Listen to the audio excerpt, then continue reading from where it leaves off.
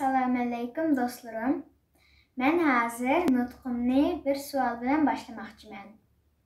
O'simliklarmi yig'lamdi. Bizning uyda bir tüp banan ko'chdi bor. Bir kuni men uning yupurmoqidan tamchilab suv tushayotganligini ko'rib qoldim. Xuddi yig'layotgandekla.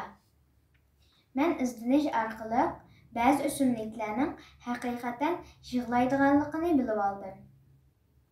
Bu ularning tamchilash hodisasi deb ataladigan. Bu o'simliklarning suv tangpongligi bilan munosabatlik ekan.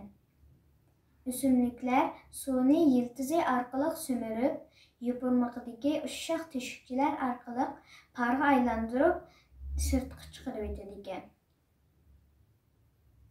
Ammo kashda teshikchilar itilib qoladi ekan. Agar biz bakchiq suv qo'shib etsak, parlandıralmay, atiganda chiqarib o'tadigan. Andin biz yupurmoqdan tamchilar suv tamchilari tushayotganligini ko'radiganmiz. Ko'rdinglarmi kichik do'stlar? Tabiatda mushundaq sirlar yoshiringan. Bu sirlarni etish uchun keyin olim bo'lg'im bor. Xo'sh.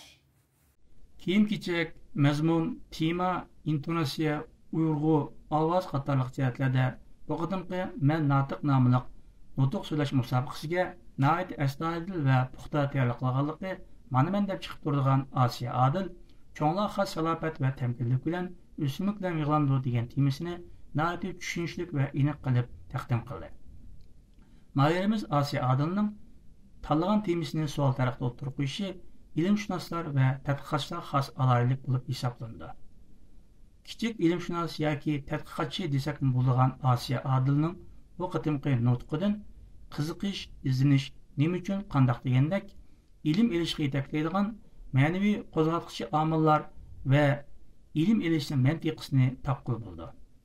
U nutqida o'simliklar yig'lamdi degan savolni nihoyat ilmiy usulda tushuntirib o'tdi. Osiyo Odilning ilimshunoslar xos bir ro'ydan haqiqatan o'rganishga arziydi. Uni mushundaq ilmiy teamni tanlaganlik uchun uni chin qalbimdan tabriklayman.